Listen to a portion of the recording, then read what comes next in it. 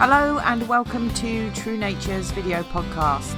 My name is Mish Masters, and over this series of interviews I'll be chatting to adopters who are going to share their stories with you and to industry professionals on all things relative to living with Romanian and foreign rescue dogs. The True Nature podcast is sponsored and hosted by The Dog's Point of View, where you can find resources and online courses and programs all created specifically for adopters of foreign rescue dogs and for trainers and canine professionals working with foreign rescue dogs. Thanks for joining me. I hope you enjoy the show. Excellent, got it. There we go.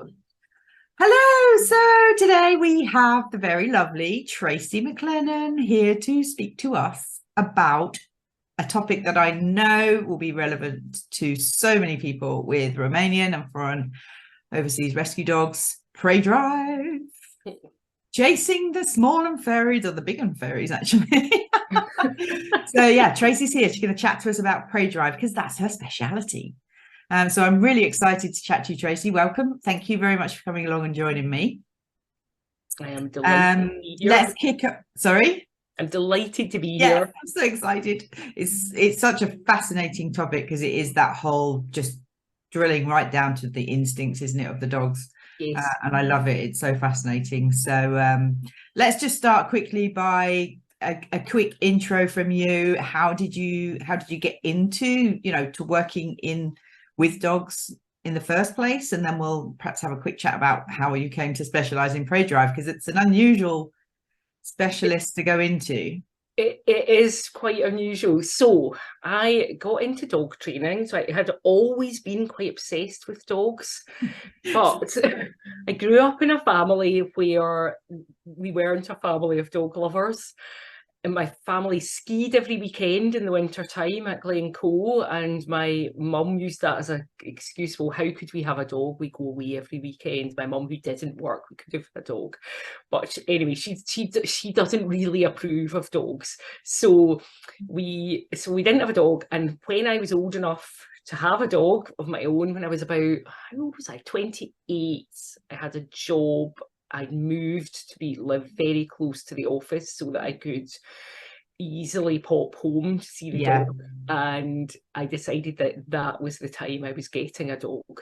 So back then in the early 2000s when this happened, I went off and I did lots of research. I did loads and loads of research about what sort of dog would best suit me. How would I manage, and like all that sort of thing. And so I wanted a dog with no prey drive, because I was really horrified by the thought of my potential dog killing other animals. It really upset me, the thought of it. So I was searching for a breed with low prey drive. So I discounted the gun dog breeds, the terriers, the hounds, the herding breeds, many of the dogs in the working group. Like lots of dogs. And I didn't want a small dog. I didn't want a toy breed. I wanted a large dog. So by the time I'd done all of my discounting, I was left with all the large mastiff types. Pretty much all were said to have low prey drives. So also at that time, you will probably remember this, dominance theory was very, very popular. Yes. And there was a book out at the time by a lady called Jan Fennell that was in all the pet shops. And of course, if you don't know it, which I didn't know anything about dogs, so I went to the pet shop, I got this book, and this book told me that all I had to do was follow 4 simple rules, and my dog, no matter what breed it was, do everything I asked of it. So I went only it was that simple. Only it were that simple. I know that now. So anyway, reassured by all my research, I went off, and I found a couple locally to me who had bred a litter of bull mastiffs, and they had a pet bull mastiff. Their friend had a pet bull mastiff. This was how this litter of puppies came to be. They luckily did a really good job of rearing the puppies. They took one of them gave up their job altogether. The other one worked half days for the 8 weeks that the puppies were there. And they did an amazing job of socialising these puppies. They had their postman would come and give them all biscuits. Love it. The mum was very temperamentally, she was very sound in temperament, so she was a sweet, sweet dog. I mean, they couldn't have done actually, apart from health testing, which they obviously didn't do, they couldn't have actually done a better job of raising these puppies, which was just as well, because the puppy I got, I didn't know anything about dogs, so I went down to visit these puppies. And I said to them, I want a male, because obviously that's what you do when you're getting a great big dog. You've never had a dog before, you get you go and get a male, so it's going to be even bigger. So I did that, and I chose the puppy who would either stay asleep when you visited or would drag you around by the trouser leg. I witnessed him at 5 weeks of age bullying one of the smaller puppies in the litter until the mum decided that enough was enough, and she stepped in between them to stop him, and he stood still like that, don't care, until she moved away, and then he went right back and started doing it again. And eventually she really barked at him, and most of 5-week-old puppies I've ever seen, when an adult dog has had a bit of a word with them, roll over on their back. Well, this one, oh no, not the puppy I chose, he just did his, I'm going to stand here then. He didn't like to be picked up and cuddled. He didn't, I went, this one's perfect, I'll take him home. Now, there is absolutely no way I would bring home a dog that was going to grow to that size with that sort of temperament when I went to view a litter now, if I was going to have another great big dog like that. Yeah. I would be too scared now. But then I didn't know anything about dogs, so I brought this puppy home. And initially it was very hard because he was eating the house. Yeah. House training, when you're new to dogs, house training is really difficult. Yeah. Everything was hard, but then it started to get better a little bit. Then he reached adolescence. He started chasing deer for miles, catching and killing rabbits. He once, a fledgling bird flew out of a bush once into his mouth and he swallowed. It was awful. He didn't even have a low prey drive. And that wasn't really what got me into dog training. What happened then was he became aggressive towards other dogs. And that's when I started to really get into dog training, because then it wasn't just, it was upsetting for me because he was like sometimes killing rabbits, which was very upsetting for me. Yeah. Now it was a real danger, and he was, when he really hurt another dog. So it wasn't even as though it was that sort of, it's just a bit of noise. He really injured somebody else's dog. So then I got very into dog training. I think every trainer I've ever spoken to, it's one of their own dogs that got them into it in the first place. And it's the same for me. I had a fear aggressive rescue shepherd who was not good at all with strangers coming in the house, and she's the one that got me into it. Yes, I think we all have those stories, don't we? We start reading and then we just hooked.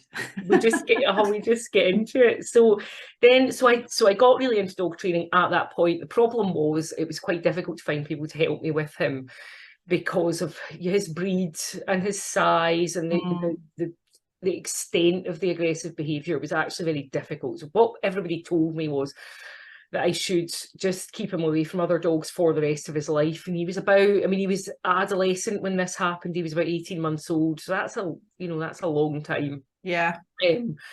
So that was when I met Sarah Fisher, and it was pre-Facebook days by a long way. But there were, thank goodness, there were the old style internet forums. Thank goodness, because I had no support network because I didn't have dogs. Yeah. No support network. The training club I'd been going to couldn't help. And I went off then and eventually spoke to Sarah Fisher. I was very sceptical about her work, very sceptical about it because it just seemed unlikely to help. But eventually I did hook up with her, and we went on this long journey of learning together, that Kalgakis, the dog, and I. And eventually he was fine with other dogs. He was, to date, the best dog I've ever had with other dogs. He is the only one that I would take to a country park where people would have like big off-lead adolescents Yeah. that would run at you. He loved that. Absolutely loved it. I mean, honestly, he was amazing with other dogs. And the prey stuff was not a problem anymore either, because he got really into training with me. And he really liked to eat more than anything else. And so he learned that if he did some stuff with me, he would always get to eat. If he chased after a rabbit, I mean, he wasn't that fast. There was very little chance of him. So he didn't have a high success rate with rabbits. So that was what got me into dog training. And it kind of made me a bit blasé about prey drive, because I went, because everybody had said to me, well, you know, once they've killed something, that's it. You can never train them not to, and I did. So I was like, oh, I'm an expert. I'm an expert about this. And I had, by the end of Calgacus's life, I'd done a BSc honours in canine behaviour and training at Bishop Burton College, so I did feel like a proper expert. And I got a collie cross puppy from Dogs Trust, and he was going to be my heel work to music dog, because that's what we were doing. Me and both of my bull mastiffs were doing heel work to music. We were competing, not with a great deal of success, but we were competing. We're having fun. We were having fun. We went to this great heel work to music group with some of my friends. It was absolutely amazing. And I wanted the dog to carry on doing that. So I got a collie cross puppy. What could be better than that? And Coolin showed me how much I didn't know about prey drive. Don't you love it when they do that? I know, it was awful. By the time he was a year old, he was just disappearing for hours at a time. It was absolutely awful. And that was what got me into working with prey drive. Yeah. And unlike reactive or aggressive behaviour, where you kind of, you don't know, I don't know anybody who then says, oh, I would happily have another dog like that. Most people find that very hard work. Yeah. Prey drive, I actually find really interesting. I think the dogs are more alive, and if you can find ways of working with them, which can, it is such a fascinating thing to work with, which is why my youngest dog is a working Cocker Spaniel, chosen specifically, the breed chosen specifically because they tend to have quite a high prey drive. And the puppy in particular that I got, her breeder's a dog trainer, and when I spoke to her breeder and explained what I was looking for, she went, oh, there's one puppy in the litter that really needs a bit more input. And she was very hunty from a young age. Yeah. Often that sort of pre-drive kicks in during adolescence.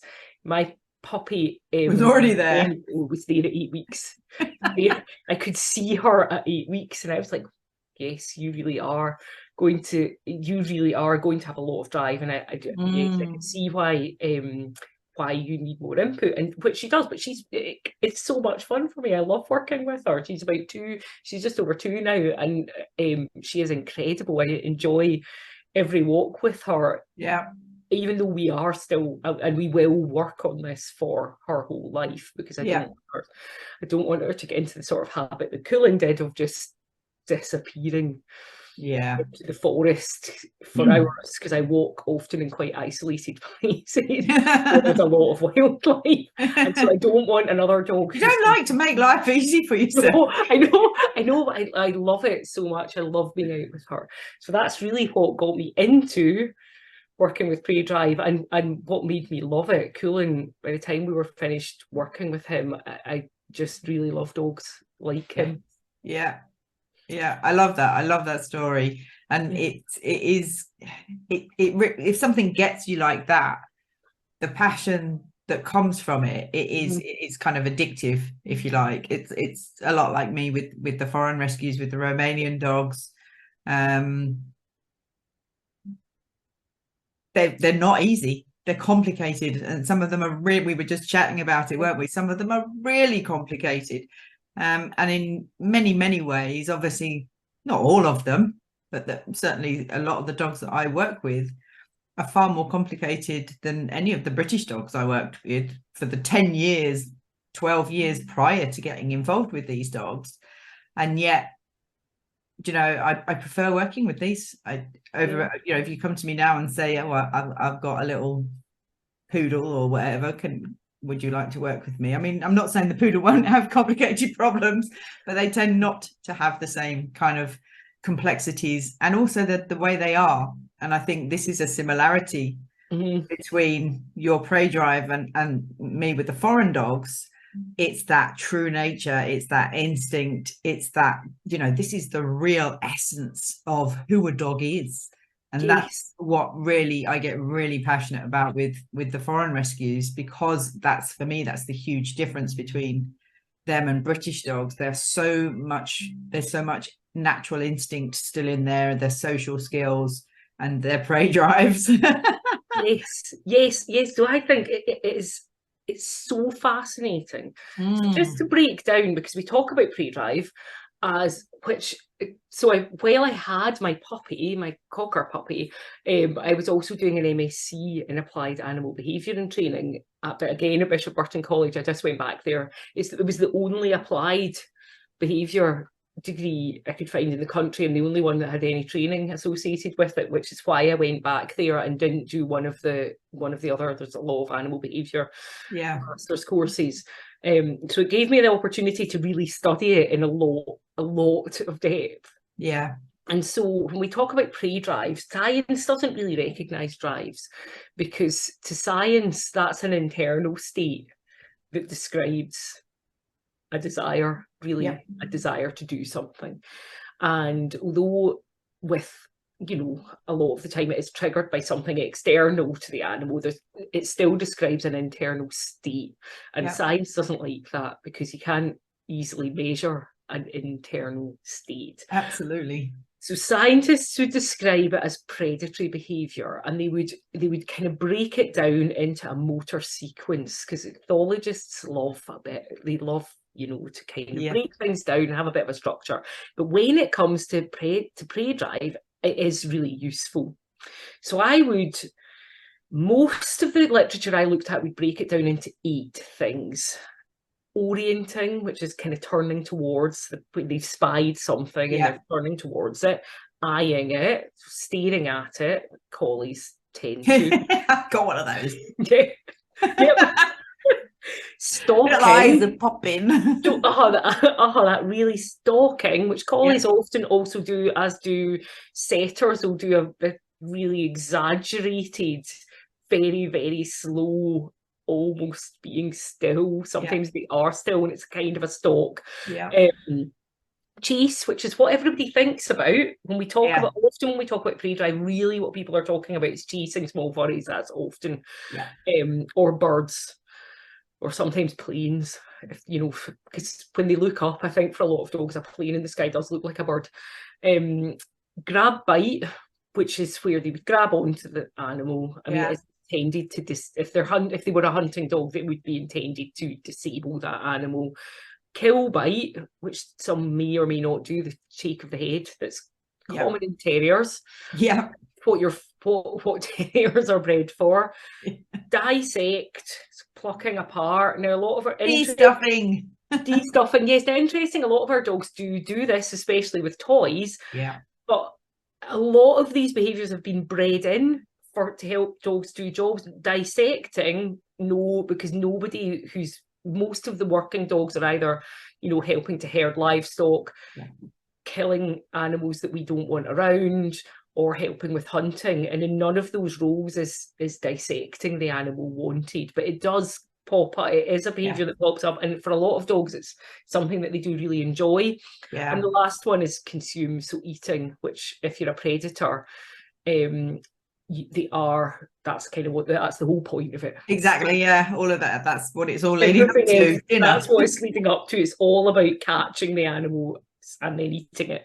So I would add a couple more behaviours into that, based on what I see our dogs, domestic dogs, doing as opposed to wolves, although I would argue that wolves do hunt. So before they get to the orienting point, they will be searching. Some dogs are specifically bred for it. Spaniels, for instance, that's really what people want them doing, is searching for, a lot of the gun dog breeds, searching for the birds, and so that they can make them fly into the air.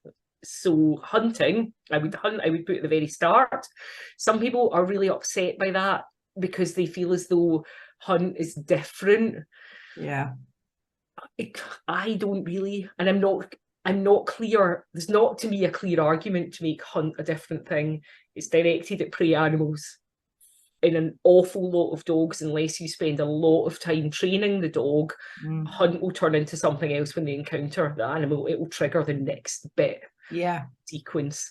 And depending on the dog, you know, it depends on the dog how far through they'll go, the sequence they will go. But hunt will lead to something else if they locate the animal, even if all that it leads to is them looking at it, it will lead to something else. So to me, hunt's part of it.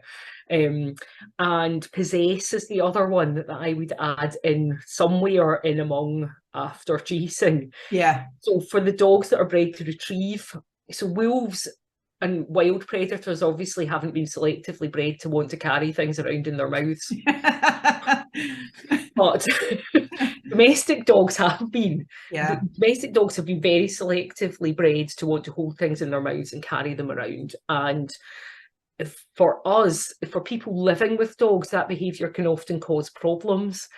People don't. It's often the root cause of resource guarding. Particularly with some of the spaniels, cockers in particular, which I think is just a function of, if they're relatively small dogs. I mean, if you look at the size of a cocker compared to a Labrador, and so then if they have to go run around through lots of undergrowth, pick up something the size of a pheasant and run it back through all of that with it in their mouth without dropping it, they need to be really keen to hold the thing and very determined about it. And of course, then if you get a dog with that in their genetics and that sort of level of desire, and then you start chasing them around the house and taking things away from them because they picked up your socks or whatever, they pick up everything, that can lead to real problems, sock swallowing or resource guarding. And the problem is, the root cause is it's a real need for the dogs. So you see those dogs, you know, when visitors arrive, or even if somebody just walks into a room and speaks to them, the first thing they do is go, oh my God, where is something that I can pick up? Because I need it in my mouth when I greet the person. So for me, possess is very much part of this. And some authors I have read suggest that it's just a grab bite. Now, it's not. In my opinion, it's an entirely different behaviour, particularly because in the motor sequence, a grab bite is a hard bite. It's intended to do, you know, it's intended to cause injury, to weaken prey. Now, nobody wants their Labrador damaging. If somebody who's working a Labrador sends it out to pick up a pheasant and the pheasant comes back with a hole in it, the last thing they want is them putting a hard bite on. So to me, it's a different thing. It's a very different, it's a discrete behaviour on its own, and I would absolutely include it in there. Well, I think it's, you know, if you look at the two, the grab bite and the kill bite, they've defined between those two. Do you know what I mean? So, and they are two very different things as well. So yeah, no, I like that. I love that that's included. Yes, and so the reason that this is all important, so there's a good reason for this all being important, and it is that different dogs have different levels of interest in various parts of it. And to me, understanding and working with the dogs is you really need to understand what they're getting out of it. So this is how I got into trouble with my own dogs. So I felt very smug when I had Kalgakis, not a very trainable breed, a bull mastiff, and we'd gone through all of his problems with other dogs. And then, you know, I could easily stop him from chasing deer and rabbits whenever I wanted to. And in fact, one of his favourite games was I would let him chase things and then recall him off them, and he loved it. And I felt as though I was a really expert because I'd managed to achieve this with such an untrainable dog. Now, all it was Kalgakis, the most important part of the whole sequence was the consume bit. He was he's most dogs that even if they do kill wildlife, you usually won't eat it. Kalgakis would eat it.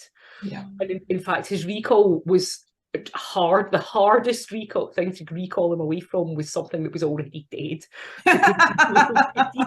So eating for him was the most important thing, and that's why it was really easy for me, because all I had to do was make it clear to him that he would always get to eat. But if he chased a rabbit across a field, well, you know, There was hardly any chance he was going to get anywhere near it. So that was all it was. But of course, I didn't know I didn't know about this. All of the behaviours. I didn't know there was a sequence of them. I didn't know anything. And what everybody had told me was that once they'd killed something and eaten it, that was it. You'd had it. You're done, yeah. Yeah. So I felt like an expert now. And the reason that it became a problem with Cullen was because Cullen was at the other end of the scale. All he wanted to do was hunt. Yeah. He did not want to, although he was a collie cross, he was a real, I mean, he was mostly a collie, but he was a real mix of breeds. And for whatever reason, there was nothing actually scent, there were no scent hounds, no scenting breeds in him. Yeah.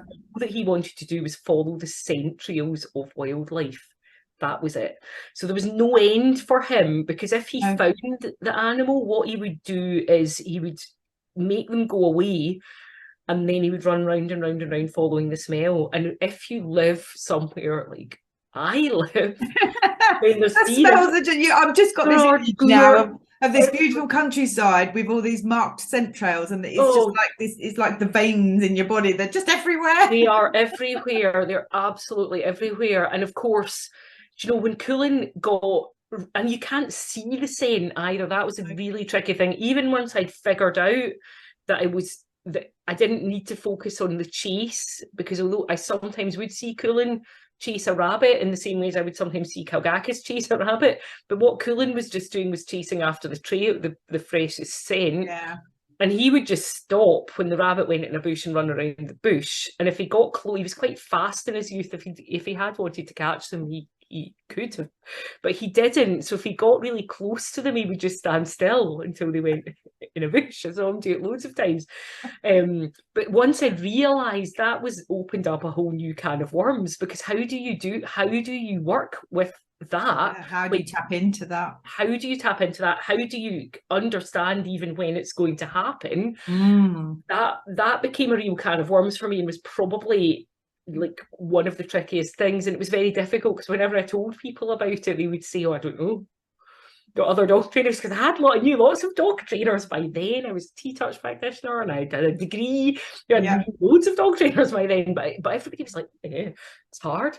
I don't understand how you would do that. And it was a bit of a nightmare, because everywhere, like I say, everywhere's got deer, and some of the places I walk, and there was one particular place that I started going to when Cullen when we'd started to make some headway, and I thought it was a smallish forest walk, until one day I met this guy who told me he walked 10 miles there. And you could do like a 15-mile loop and barely leave the forest. Yeah. And then I went, oh my God, I can't believe I've been walking Cullen off I might never see him again. Go for a week. It was just not. I mean, and sometimes dogs do disappear in there. Normally they come out again. Normally they do, but occasionally there's ones where some of the foreign dogs where they go, do you know what? I can live quite happily in here, because they can. Yeah. There's plenty of water, there's plenty of food, there's a lot of shelter in the denser parts. They absolutely can live in there quite happily, I would have thought. So yeah, definitely. Yeah, so that gave me a bit of a fright, but that was why it was quite easy with Kalgakis and very hard with Cullen. Yeah, you've had to shift into a whole different space. It's a whole different in terms of working with those innate drives. Yes, and I actually think, so I did some research. I had to do some research for my master's dissertation, and I obviously studied prey drive. And what I wanted to find out was, because I have got this thing, so I feel as though there are 5 things that we need to do when we're working with dogs that have got a prey drive, which from my research is most of them, actually. Yeah. So we need to do our management, which is whatever, use leads, freedom fields, harnesses, secure harnesses, double-ended leads, whatever is required. Some dogs really, a muzzle is a good idea. If they're going to prey on, other people's dogs or cats, a muzzle is often a good idea. So that's the first thing. And absolutely, lots of people gave me that sort of advice. Cullen. Then observing the dog, understanding their body language, what they look like as they are becoming more and more excited, understanding the environment that you're in, what wildlife might be there, what the weather's like. You know, a windy day can entirely change an area. Yeah, that's a big one for the foreign dogs. Yes, a windy day can entirely change your environment. Yeah. The time of the year makes a difference. The air temperature, the ground temperature, all of this matters. Definitely. So really focusing on observing all of those things so that you can eventually, now I couldn't have given this description pre-cooling, but I now can. So I have 3 fields very close to my house. The first one has some rabbits, but not lots in it. The second one has slightly more rabbits, particularly on one side, and the third one has got millions of them. And so they're progressive in difficulty for, you know, if you've got a dog like Cooling or like Little Wren, who really following wildlife scent is what they live for. But prior to Cooling, they just looked like fields to me. Yeah. And I wouldn't have said, right, that bit, you need to be on the lead, and here you can be off the lead, because they're quite small fields. I mean, you wouldn't think about you, honestly, until I got into that way of noticing, it wouldn't have even occurred to me. No. 3 identical fields quite close to each other. Yeah. You know, I can walk the length of the 3 of them in less than an hour from my front door. So it's not, you know, this isn't a massive expanse, and it's in the middle of a town. So those are the first 2. Then giving meaningful alternatives to the dogs. So if you've got a dog who really likes to hunt, then throwing a ball for them is unlikely to meet that need entirely. And that, I think, is a big part of the problem with working with pre-drive, is we are often not giving the dogs meaningful alternatives. Yeah. So also teaching them some self-control, still the ability to be still and contain themselves a little bit is very useful. I have a phrase for that. Get a grip. Yeah. I mean, do you know, it gets a bit of a bad name sometimes, but it is useful if they can just go, I just need to be still even for a second. It helps. Yeah. And then the last thing that is useful is an incompatible behaviour, like a recall or a stop. Yeah.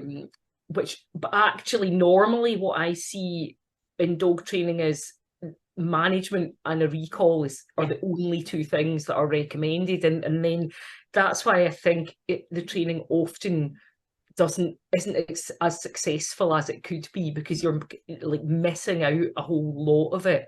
Particularly giving an alternative. So that was where my research was. I researched what would happen if people... It's about giving the right alternative, though, isn't it? And I think that's the key factor. All those bits of the sequence, if you're trying to give them the wrong one, that's not going to work either. Yeah, well, certainly that is what my research indicated. Was it amazing? If you use an alternative that's more meaningful to the dog, it's better than if you don't. And what I found as well, which really, so there were a couple of things that really surprised me about my research. So one of them was that loads of dogs hunt. So I phrased my question as, does your dog go out and scan the environment either using their eyes or their nose? Because some dogs it will be a visual scan, but do they just go out and do that whether there's something there or not? Yeah.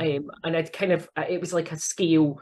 So do they live to do it? Do they do it often? Do they sometimes do it? I can't remember what the others were, but you know, the descending scale. And what I found was, now hold on, because I've got the statistic here somewhere. So 70.5% of the dogs in my survey, there were 1,875 people filled in my survey, and 70.5% of them had very strong interest in hunt. More even than chase. So what I did was, what I wanted to look at, because generally speaking, from a human point of view, the earlier stages of the sequence are more socially acceptable to us. Yeah. So I wanted to look at, if we offer as an alternative the behaviour that's the earliest one in the sequence that the dog really likes. Yeah. So if they've answered, my dog lives to do 5 of them, then I picked the earliest one as that's what we want this dog to do, an activity based on that. Yeah. And I did find that, yes, it seems to make a difference to the dog, which is quite, you know, I was doing that. I'm researching this, but I know the answer. I know that it makes a difference because I've lived it with my own dogs. And why wouldn't it? Why wouldn't it? It's having that real clarity around the process, isn't it? And I think that's what's important, is like you say, even if you had a kind of a bit of an understanding, or even, you know, a reasonable understanding of prey drive, and you have that, well, I kind of know that I need to, you know, talking from a training point of view, I know that I need to provide this dog with an outlet for this behavior. But it's, you know, what you're talking about is taking it to a whole new level and breaking it down into its components so that we pick exactly the right one. Because, you know, I could look at a dog and think, right, well, yes, I can see them stalking, I can see them chasing, I can see them doing this, but I don't necessarily know that the best one is the first one. Do you know what I mean? And it's that, having that understanding of how we really set that out in the best way possible for that dog as an individual, in terms of, like you say, where that motivation is for them, because then we're satisfying that need, aren't we? And if you, I suppose, if you get the earliest one, you're kind of almost interrupting the sequence and providing the satisfaction there, so almost the others just drop off because this is going on. Yes, that's my feeling. Is it helps build a, I feel as though it helps build more of a bond. So if the dog thinks that you understand what it is they want and are actually interested in it, then it helps them want to hang around with you more. And because you can't take, the thing is, you can't get rid of it. You can't take that out of the dog. The dogs that have got those sorts of, that level of prey drive, that's who they are. Absolutely. You can't change them. And also, if they don't have suitable outlets, then a lot of them will. I mean, I'm not aware of any research, but it seems likely that they develop behaviour problems. Yeah, I was going to say, even if, you know, you bring the prey drive, predatory behaviour, whichever, under control, you have it under control all the time, you manage it with leads and whatever, not providing an outlet for something that is an innate driven need does come out somewhere else. Generally it will come out somewhere else in other types of behavioural problems. Yes, that's, I often think that that's partly why, when you look at, so working cockers are a really good example, because there are a lot of them living as pets, and there are a lot of them living as working dogs. Now, the working dog community don't seem to have issues with the dogs having behavioural problems, but in the pet dog community, these are often really difficult little dogs. They pull really hard on the lead, they're reactive to other dogs and people a lot of the time, and for many of them they can't be let off the lead because they just go off chasing birds, and they don't come back. And so and I often think that the reason the working dog people don't experience the same problems is because, although the dogs don't, I think, do not have as much freedom. They definitely don't have as much freedom. But what they are able to do, they get to do the thing that they want, that they love to do. But the thing that they were bred to do, they get to go out and they get to put their nose down and hunt. And sometimes they also get to retrieve. As often, but they do sometimes get to retrieve as well. And I think for those dogs, that leads to a very satisfying life. Well, it's satisfying on the entire spectrum, isn't it? It's satisfying behaviorally, emotionally, sensory, mentally. It's satisfying everything. It's, you know, really is getting to the core of who that dog is. Yes. So I think not everybody can or would want to do that sort of thing with of course. Dogs. But thinking about what can be offered as alternatives that would fulfill, you know, whatever the person feels their dog loves to do. Because some dogs, I mean, for sure, there are plenty of dogs that you're never going to take them off the lead. Yeah, unless you're in absolutely. a secure area. There's lots of dogs where that's just not ever going to be a possibility for them. But that doesn't mean you can't improve your life and their life by offering Absolutely. alternatives that are meaningful and that really help the dog be able to respond better. Yeah. Than the typical screaming and lunging behaviour that we often see, and certainly that Cullen used to do. I know lots of people will listen to this and be sitting there going, yeah, that's my dog. Yes, yeah, I mean, and it's very, very common, especially, I mean, I imagine it's very common among dogs that have lived and have maybe hunted to get food. Yeah. And then all of a sudden they can't anymore. I mean, yeah, absolutely, because obviously it's two ends of the spectrum. You've got, obviously, like you say, the true street dogs who have actually lived on the streets and have hunted for their own food or scavenged for their own food, shall we say.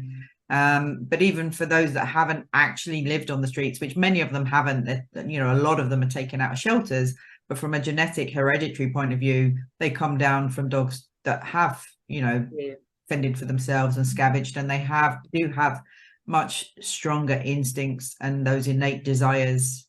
You know, they haven't been bred out of them. They haven't had the specific, you know, interference with breeding specifically for those things, but they just have them as natural dogs, if you like. Yeah. So the other surprising thing about my research, apart from how prevalent hunt was among the population of dogs whose people filled in my survey, the other thing that was really fascinating for me was, so I got people to send me in video of, I asked them to play games with their dogs. So some of them played hunt games, some of them threw a toy for the dog to chase, some of them didn't play a game at all, they had a little control group. And for the dogs in the group where they would do hunt or whatever the dog's preference was, what I found was they didn't all manage to do the activity correctly. So when I gave them video instructions and written instructions, and when I was describing hunt, and I did have a video of it, I'd hidden the toy out previously, so the dog didn't know where the toy was, and then I sent the dog to find it, and so that was fine, and that was what I asked people to do, and over 50%, just over 50% of people, like, visually held the toy in front of the dog's eyes, waved it around, and then threw it. Over 50% of them did that. Now, when I asked people to throw a toy for the dog just to chase, everybody could do that. Everybody did that completely successfully. And and I think the difficulty with hiding and letting the dogs hunt, which clearly was a difficulty for people, I think it comes from, we are so conditioned to think that when you play with a toy with your dog, you either throw it or you play tug with it. Those are your options. And in the scientific papers that I looked at, a lot of them would describe predatory behaviour as just a chase thing. So it's not even that it's just coming from within, you know, dog owners, it's coming from science as well, that this focus on chase. So if you say to people, just throw a toy for your dog, they'll do that. If you say, hide the toy in advance and then let your dog find it, it's almost impossible. I mean, for like, some people did do it correctly, that less than just under 50% did, and the others couldn't do it, which really fascinated me, and that made me think, you know, there's a lot of work to be done here to help people in our own approach, how we think about things, to help people, because given the amount of dogs that really like to hunt, and then if that's not something that people would think to give them the opportunity to do, absolutely, to me there's a missed opportunity there. Definitely. For those dogs. Definitely.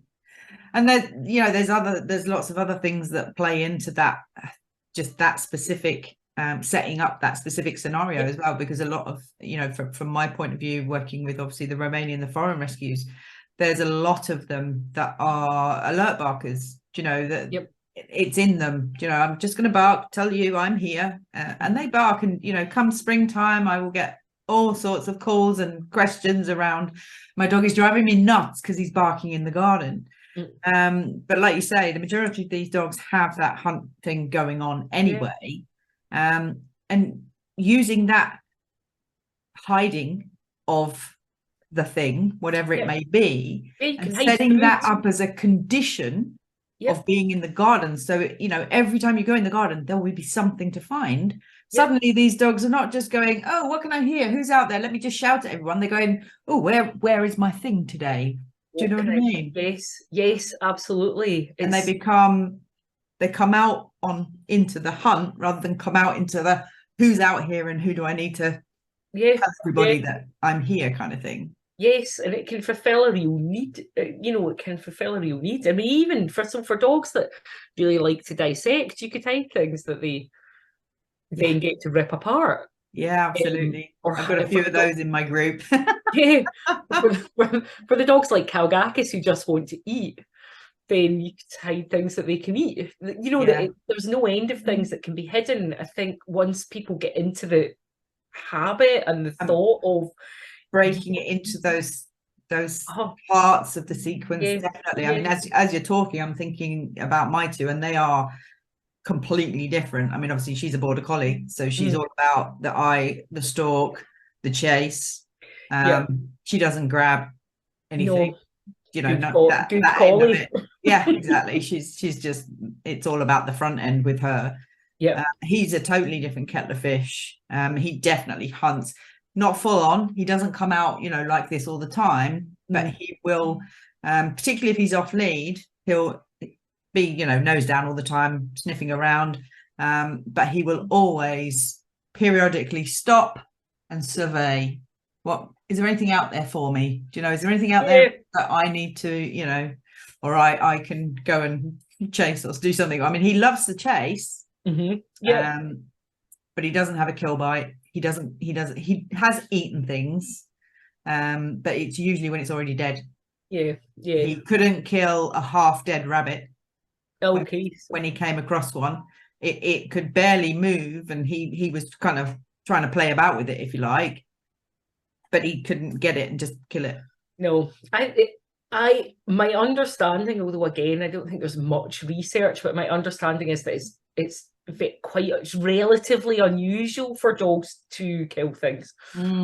It does. I mean, don't get me wrong, things have died in his mouth, but that's just because of, you know, like he's a mouser. He's a big mouser. And if he does get one, he doesn't kill it, he doesn't chew it or anything, he just carries it, and obviously he dies. But he'll carry it for a little way and then he buries it. That's interesting. That is his sequence. And even to the point, if he finds dead things when he's out, he'll pick them up and then bury them. It's interesting because some canine species do a lot of caching of food items, and so there must be there obviously is some of that in domestic dogs, because quite a lot of them will bury chews and things like that in the garden. Absolutely. It's really interesting. But so they're very, very different, and a big thing for him, he's actually way better at it now, and obviously I've done a lot of work with him on all of these areas, but a big thing for us when he was a teenager especially, and I'd never actually come across this, and you mentioned it earlier, but I'd never actually come across this with any of my own dogs, chasing birds in the sky. And that perplexed me completely, because I was like, what are you getting out of this? Because there's no way. I mean, these were tiny birds up high, and it was almost like the big ones. They didn't trigger him, but it was like small birds, and they were like really high in the sky. I'd be walking along across, you know, a big field, minding my own business, nothing around, absolutely nothing, and all of a sudden he'd be gone, flat out powering across the field, and I'm like, what the hell is he going after? And I'd look up, and there'd be this tiny bird up in the sky. And I was proper like, I don't understand what you're getting out of it. It can only be the chase almost. But yeah, it was something that really got my brain cells going, in terms of, I've had come across lots of dogs and worked with lots of dogs that chase birds on the ground. He could walk past a whole flock of birds on the ground and not even bat an eyelid at them. Not interested. I always have a question in my head about those little tiny birds when they fly and they flap their wings. How much scent is coming off them? Because Interesting. I feel as though they are possibly, and I do know dogs that will kind of chase them through adolescence and then they stop. But I sometimes wonder about the scent Yeah, aspect interesting. of it, only because obviously in the forestry there's lots of tiny little forest birds, and I have noticed that Ren will, if she can smell them, sometimes she can smell them from quite far away, and she might run away off, and then the next thing a wee tiny bird flies up into the air. But if they're flying, she's often really excited by them, and I think, can you really smell? Is there a lot of scent coming off that bird? And that's why you're so excited? Or is it that you're just quite excited anyway because we're somewhere with a lot of scent and now you can see something moving, and that's just exciting for you? And I don't know the answer, but I do have a little bit of a question in my head about it. Definitely. And it's super fascinating to, like you say, to sit down and pick apart what it is. I mean, I do feel he has got a lot of scent stuff going on, definitely, but I do feel for him there's a strong visual element to it. I mean, he can literally spot on a brown mud field a hare, and it's not on the horizon. Do you know what I mean? You can't see it against any kind of backdrop. He can see it literally from half a mile away. Wow, his sight is incredible. And I do feel like this whole bird thing, it's a sight thing over anything else. But like I say, I've never really, I mean, he's a lot better with it now. He might still kind of be like, oh, but he doesn't necessarily shoot off. He's getting a bit old now. So. Oh yeah, I mean, I've known dogs that would chase planes for my that's what I was going to say. You mentioned that at the beginning, and I was like, he's never done that. He's never been triggered by the planes. But yeah, I was thinking about that when you said it, and I was like, that's in the same kind of field as the bird in the sky thing. But it's not all of them either. That was the weird thing. You know, when in his heyday, when it was something that was a thing for us, it was random. It would just be a random one. But and then I'd watch the same size bird at the same height go over and it would be nothing, and then it would, do you know what I mean? It was really random, but that's just typical of him. He's a very random boy. It's fascinating. Yeah, it is fascinating, absolutely. So we better wrap things up because I'm pretty sure we could sit and chat here for hours. I know, otherwise it will go on and on, it'll be too long. But yeah, so you have a group, don't you? Well, firstly, actually, just to let everybody know who watches this when it comes out, we're going to do a workshop together, aren't we? We are. In a few months' time. So we're going to have a predatory behaviour prey drive. I don't know what you call it, but we're going to put a workshop together for everybody that everybody can come along and learn more about all this stuff that you've been telling us, which is absolutely fascinating. And I'm very excited about it as well. So that's happening in, I think, April, did we say? I think we said April, yes. Time. So we'll be putting that workshop out for everyone to come along to. But you have a membership group, don't you, as well, Tracy? I have. People who are really potentially struggling with this? I do. What I do is I open it up 4 times a year. I have a free challenge that people can join. I will send you a link for the challenge because people can join up right now. It's not it doesn't start again until the 20th of March. And then I'll open up the membership, which is like, it's a year-long membership. Because I feel with Pain Drive, you need to stay for a year to go through all the seasons. Absolutely. And definitely. There's a lot to teach in it, so it's a year-long membership, and so it'll next open towards the end of March. But people excellent. I can put all the links to all the links and pieces in the write-up for this, both on YouTube and obviously on my website. Yes. I totally agree with the whole year-long thing. I mean, there's quite a few people who in my come and join me in my coaching group for obviously the Romanian dogs and the foreign rescues, and they say to me it's like a dog university, and they're just like, there is so much to learn, there is so much to understand, and it is like just coming into dog university. And I think, you know, you have to have, especially with something like predatory behavior, it really, and for me personally, nothing about dogs is about the training. It's all about what goes on here, and then the actual training is the last piece almost. It's about that understanding, being able to read the body language, understanding why what is happening, and all that kind of stuff. So yeah, I totally agree. A year at least. Yes. Especially for people who have not experienced. Do you know what I mean? Yeah, absolutely. It's the sort of thing I wish had been available when Cullen was a young dog, because he was a real struggle for me, and there was really nothing. Do you know what? It isn't. I mean, this is why I'm so excited to have you come along, and I'm doing your trainer seminar this month. I can't wait. I'm so excited about that. I know, so much more depth. I know, so am I. I'm so excited. But it isn't, you know, it's something that isn't easily accessible. I mean, you can, you know, just type in the word R and reactivity comes up everywhere, which, you know, it is a big problem. I'm not denying that. It is. But I think in terms of finding quality information that actually makes a difference on, you know, for people who have got dogs with prey drive and predatory behavior, it's not as common, it's not as easily come across to get that right information and good information. I So agree. definitely a fantastic resource, and I'm really excited to be able to provide it for obviously the people in my communities and networks and everything, because it's a big thing with our foreign dogs.